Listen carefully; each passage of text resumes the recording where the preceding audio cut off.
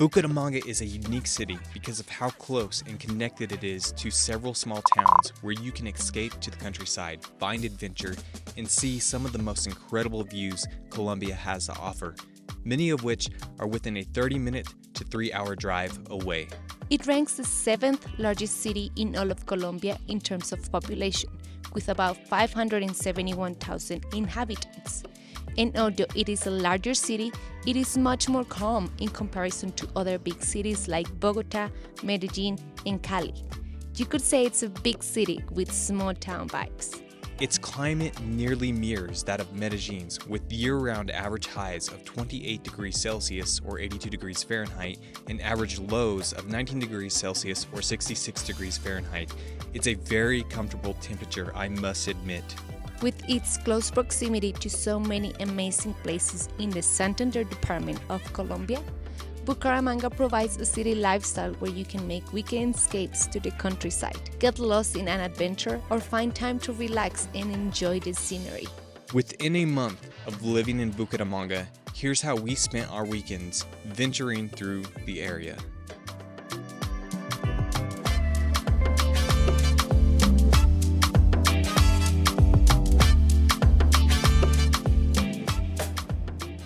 Parque Cerro del Santísimo.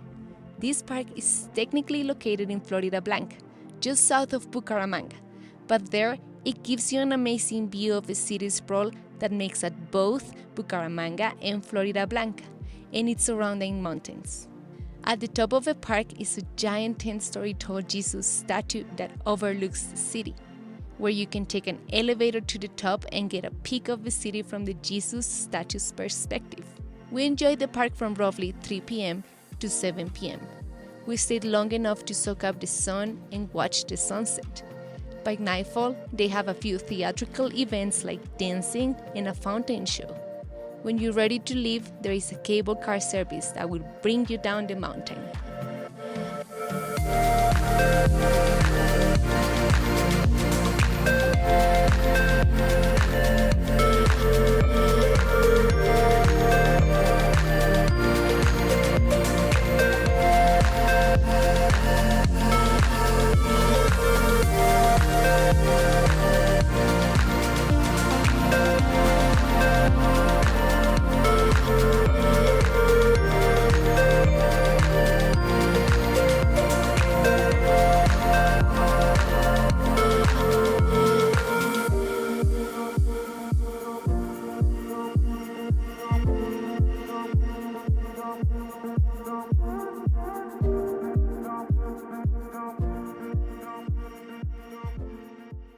Quebrada Tres Aguas en La Cascada 17C.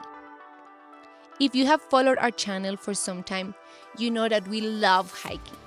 So, we booked a private hiking tour to take us to a waterfall that isn't well known to most people in the area. That's why we believe the waterfall we saw doesn't have a unique name. It's just La Cascada 17C. We actually had to search pretty hard to confirm its name. Regardless of the near nameless waterfall, it exceeded our expectations. It was perfect for swimming. To get to this waterfall, we had to cross over a river and use a zipline system built by private owners in the area. These zipline systems are usually used to transport products and food up and down the mountains or across rivers.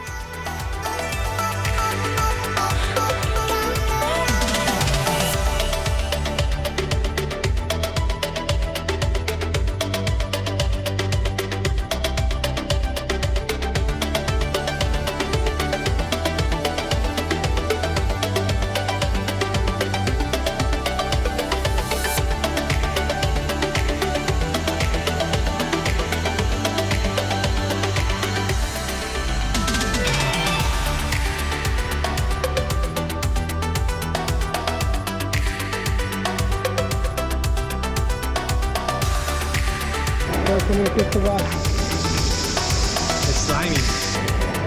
Woo! Look at this.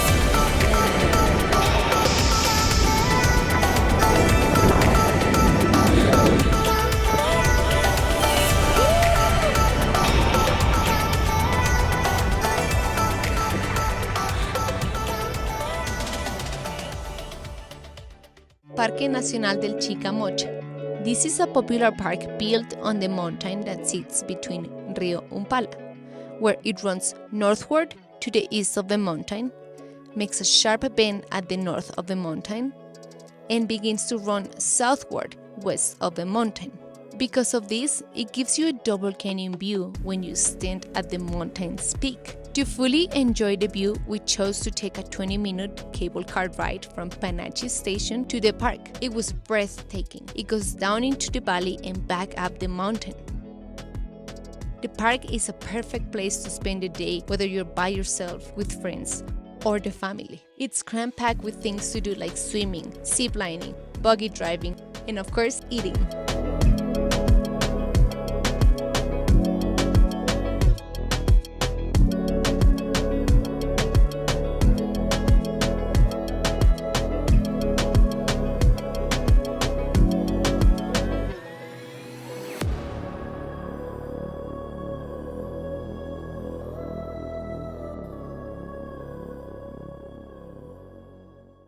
Sand Hill. This town is known for extreme sports. Unfortunately, we got hurt participating in our first and only extreme activity in the area, whitewater rafting.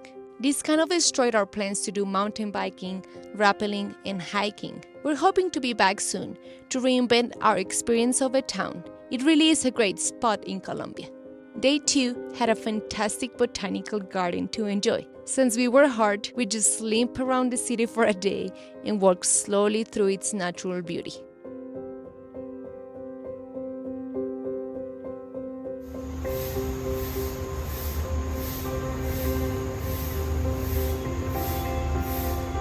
These cicadas sound like they're performing like a ritual of some sort.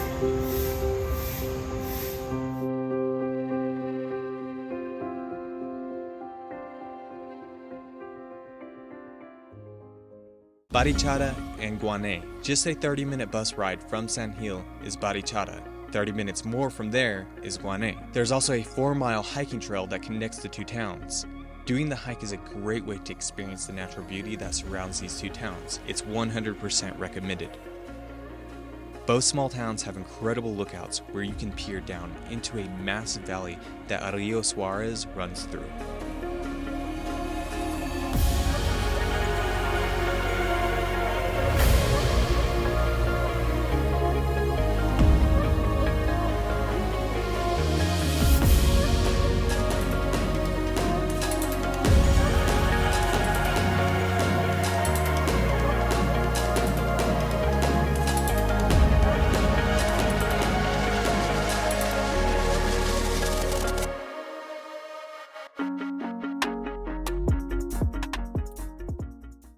Lagunas Negras Páramo de Santurbán. To get to this páramo, we needed to take a day tour which provided transportation from Bucaramanga along with breakfast and lunch. Getting there and back takes about a 2 or 3 hour drive each way. So this tour started off really early in the morning and got us back by nightfall. Páramos are common across Colombia in the high altitudes, usually around 10 to 14,000 feet of elevation and above 3,000 meters in elevation. A páramo is an ecosystem that is just below the permanent snow line, so they're typically cold, covered by shorter grass, rosette plants, and shrubs. The most famous plant to see is a frailejón, which is native to Colombia, Venezuela, and Ecuador. To see one up close requires you to take at least a day trip and hike into the remote areas of these high-altitude grassy lands. In these páramo ecosystems, you will also find several freshwater lakes that are protected by the government because they are a source of clean water for civilization that lives down the mountains, such as Bucaramanga itself.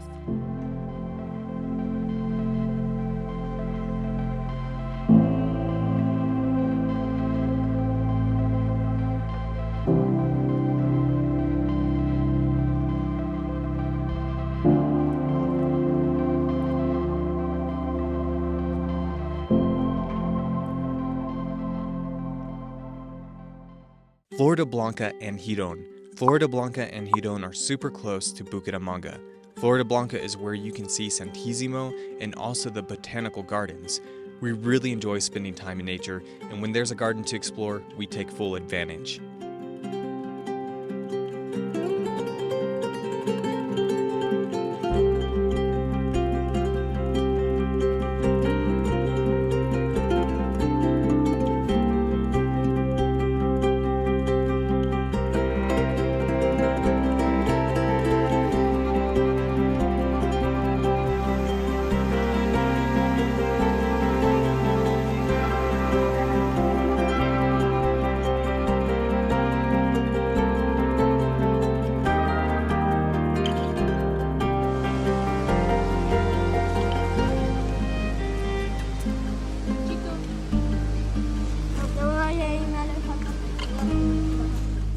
Florida Blanca's city center is quite eventful and a great place to sit down and have some lunch.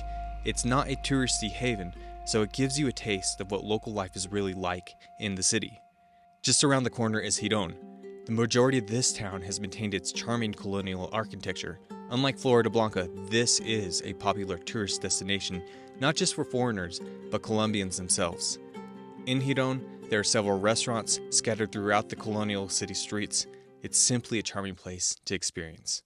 Eating out. Yes, it's true. We love food and often seek out some fancy restaurants to enjoy. Our favorite for sure in Bucaramanga was a Lebanese place called Cure. There they have a wide assortment of tasty food, and it comes with some mild entertainment if you stay for dinner, ballet dancing.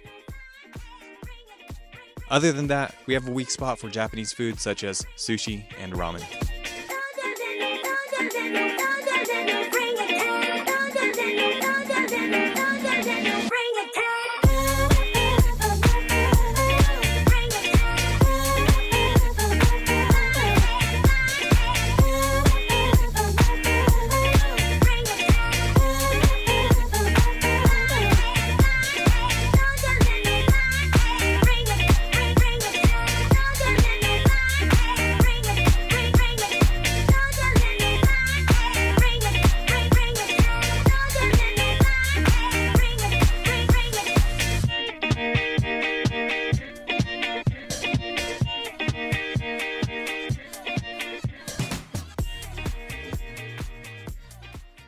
Thank you for watching. Please like and subscribe if you haven't already. We hope you enjoy seeing what Bucaramanga, a big city with small town vibes, has to offer.